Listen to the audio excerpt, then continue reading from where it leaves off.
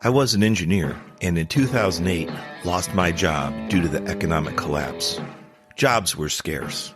I didn't know where to turn to get help updating my resume. Online services and coaches charge hundreds, even thousands of dollars. I took matters into my own hands and learned how to craft interview-winning resumes. Shortly later, I landed a job with a Fortune 500 company. I've helped many achieve similar success.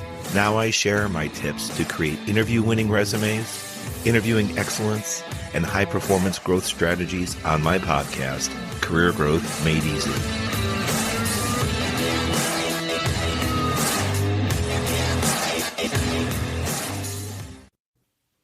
Hey there, it's Craig Ansell, and you're listening to another episode of the Career Growth Made Easy podcast. I'm glad you can join us.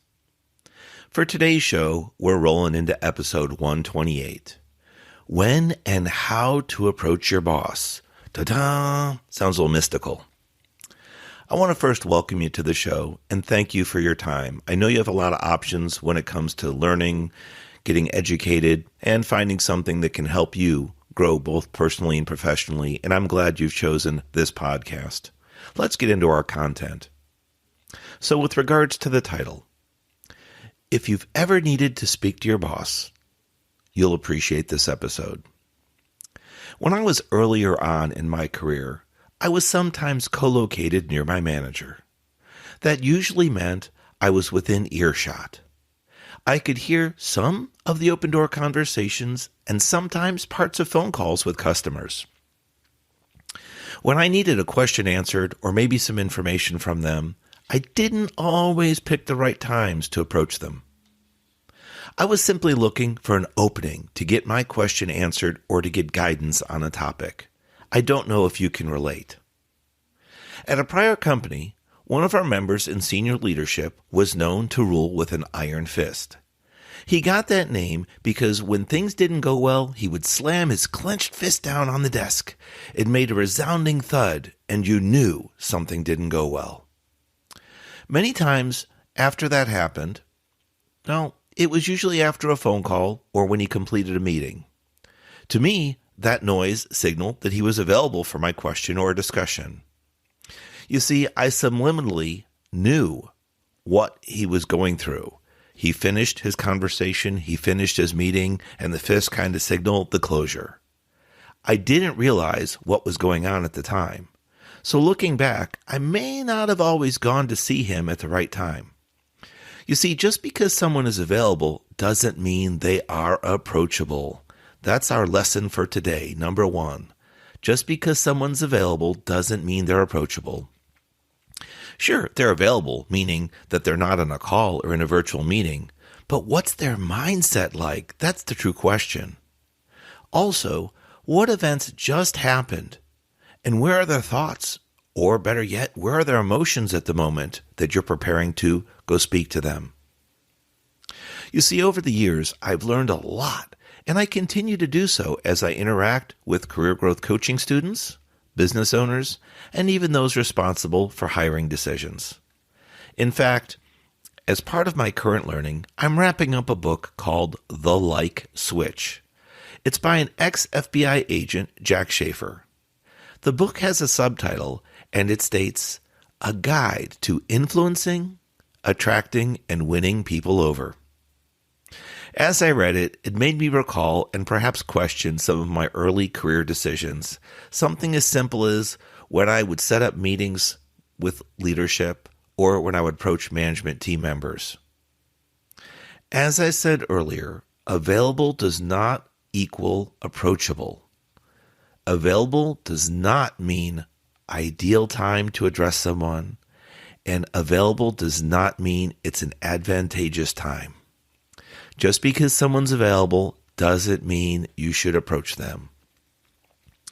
Now, I have a story, a cubicle story, an office story based around cubicle structures. In another company that I worked at, I had a manager that was a few cubicles down from me.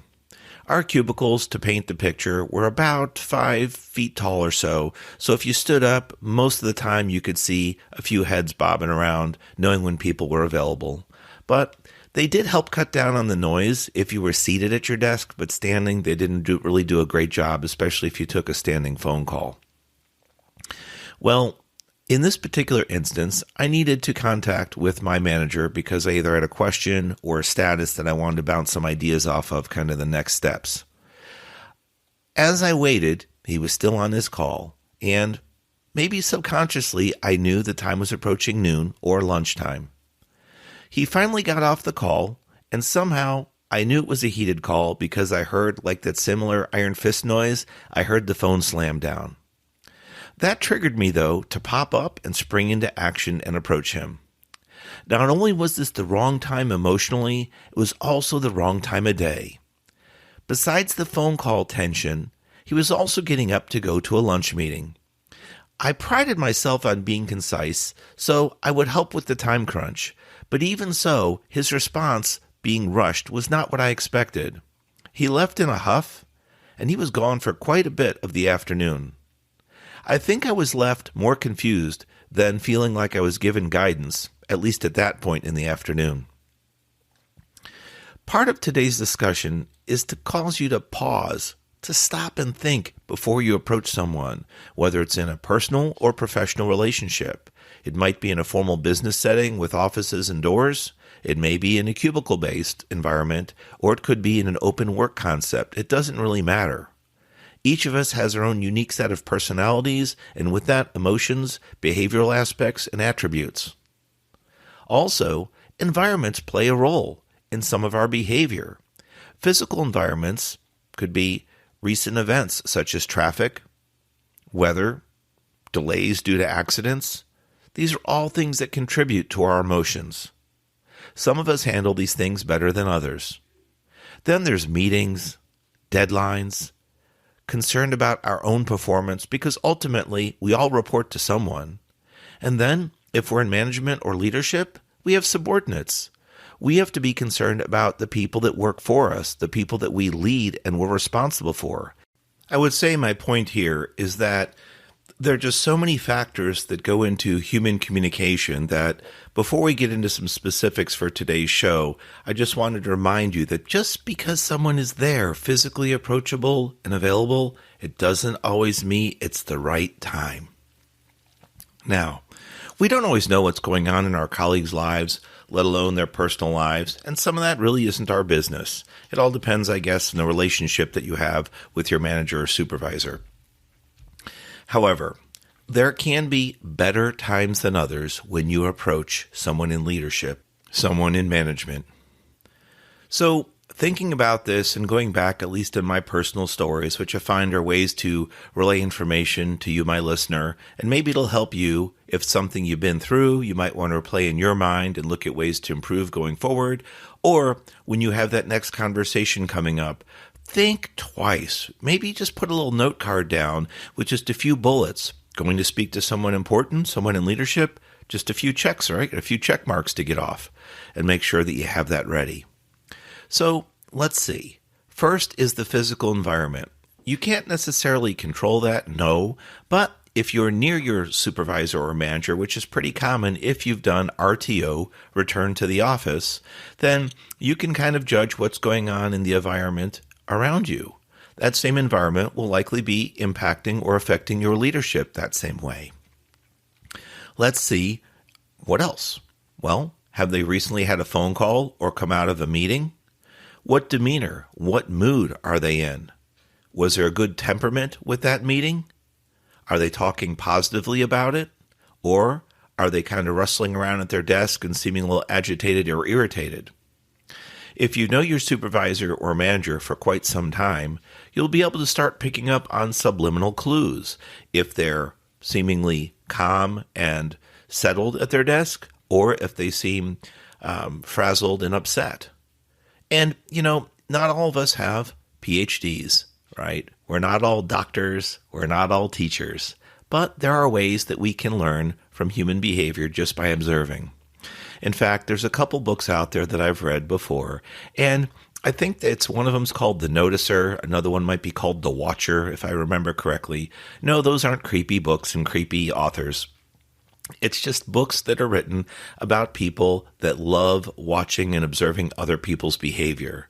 Sometimes the authors try to guess and envision what's going on in someone else's mind and someone else's life just from their outward behaviors.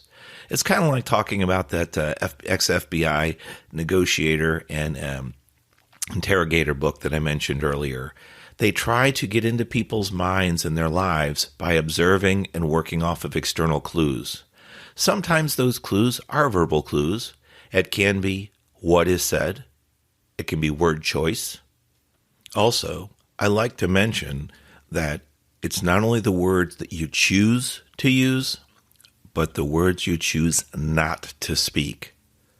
I think that can be pretty powerful also. Not only your word choice, but those words or data points you intentionally decide not to share. Because oversharing, as well as the proper word choice, can be critical for certain conversations. Now, so far, I've talked a lot about the when to approach your leader, your supervisor, your manager, and I talked about some of the impacts from the environment that can affect both you and them when it comes to having a positive outcome conversation, meaning getting your answers to your questions, getting them answered effectively, to your liking, but also getting information that you needed when you sought their information, their feedback, their experience. But we really didn't talk too much about the how part, right? We talked about the when. And the how approach comes down, as I was briefly mentioning earlier, about word choice. It also comes down to knowing what your discussion is going to be about. Don't just bring someone in leadership a problem, all right? It's like bring me a rock and they bring you a rock. Instead, think about this. When you have a problem and you need supervision or leadership support, think of at least one, if not two or three potential solutions. It doesn't mean you have to implement those solutions or even know how to implement them. No, but rather it's a problem that you recognized or that's a problem that was given to you and that you need to solve. You're not certain. Your gut doesn't tell you this is the right way to go. Pick option number 2, right? Instead, you want to bounce it off someone, perhaps a peer, or in this case, going to supervision or management. But in doing so, it's definitely going to lead to a better conversation when you approach them with, "Hey, Mr. Manager, do you have a few moments?" "Sure. I have a problem with regards to Project X, and I'm considering a couple solutions. I'd like to run them by you to see what you think of them, if you think one of those is best, or if you have another opinion or idea." I think that would definitely settle the tone to a good vantage point rather than going in and saying, "Hey there, I got this problem," and just leave it there. To me, that second part shows that you haven't thought through what potential options or solutions could be, and also you kind of, in a way, emotionally drop a bomb on the other person. "I've got this problem." It's different when you let them know a status, you make a statement about something, but when you say, "I've got this problem and don't know what to do," now you've informed them you haven't thought through potential solutions or potential recovery steps. Now, each of us in our own roles is not always going to have that opportunity or the ability to think through solutions. If you're in an emergency type situation and you need help, you do want to inform others immediately, and some of those other people in leadership or management will make decisions with you and for you. That's their role, and I understand that. But if you're in office-type environments and it's not a true 911 emergency where someone is injured or hurt, then you can kind of take a step back and decide how to go about solving the problem. Now, I don't want to beat a dead horse here, but again, it's not about just bringing a problem or an issue to a manager, but it's also about bringing potential solutions. Being prepared to at least have that discussion will help when they potentially challenge you to say, "I don't know, Craig, what do you think we should do?" So it'll always be good to have one or more potential solutions at hand. Also, when it comes down to the how, eye contact, if you're comfortable, making strong eye contact is important. It shows that you're confident, that you're prepared, and that you're focused to have this discussion. Coming in, looking down at your shoes, looking down at the floor, or gazing away from the person you're speaking to isn't always a way to start off a strong conversation. And also, if it's an important topic for you, such that you need information or you have a problem or question that needs answered, you want them to know that you're looking at them for the solution instead of kind of having your eyes wander around the room and you're not really focused.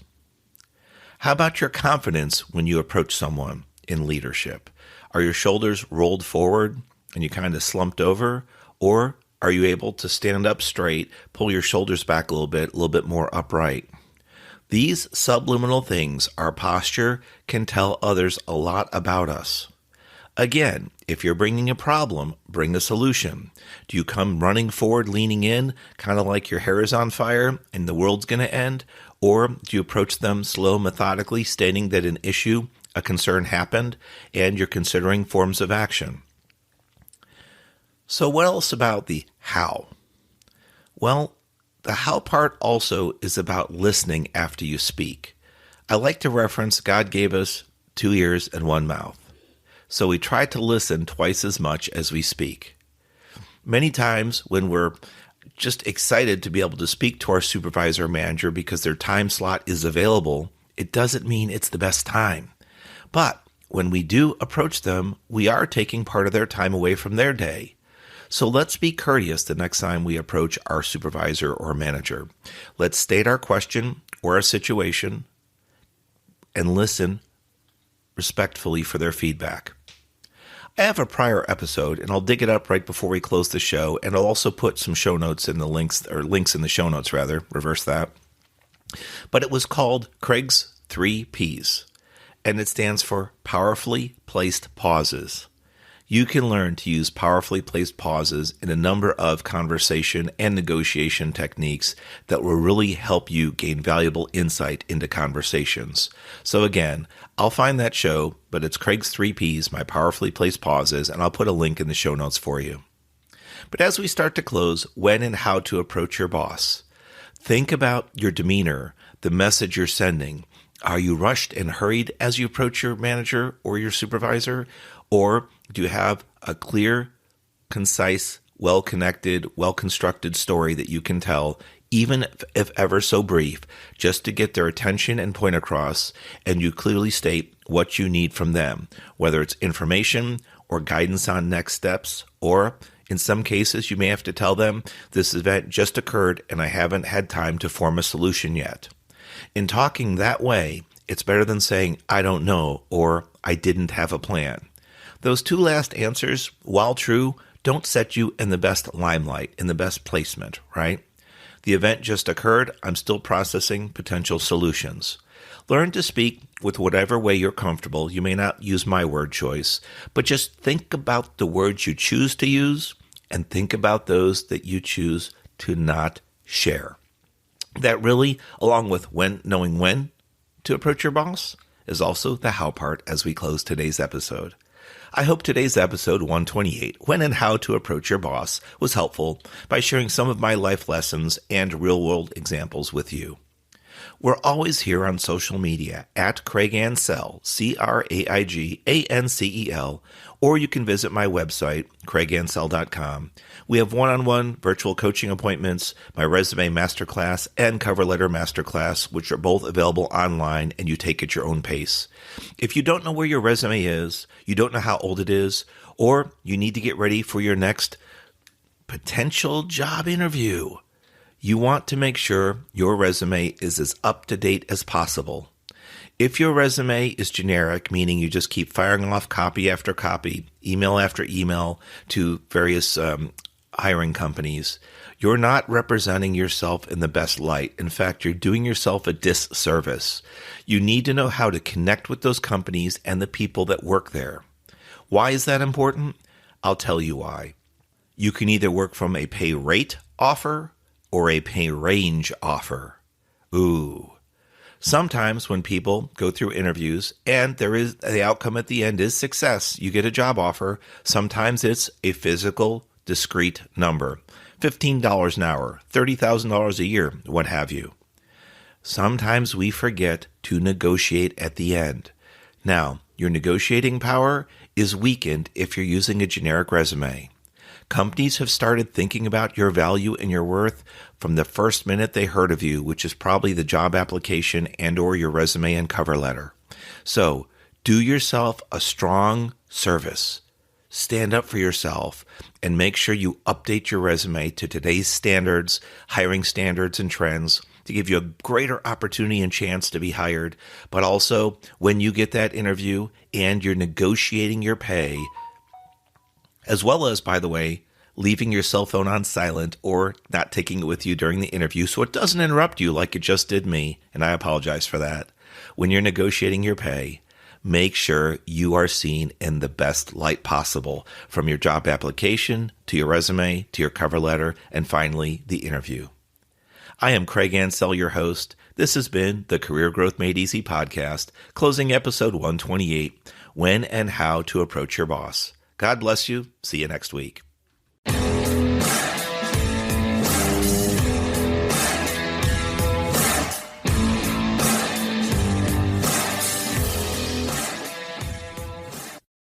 Thanks for watching. If you've enjoyed this episode, be sure to subscribe to our channel. New episodes every Monday. In the meantime, why don't you follow us on social media at Craig Ansell on Facebook, LinkedIn, and Instagram.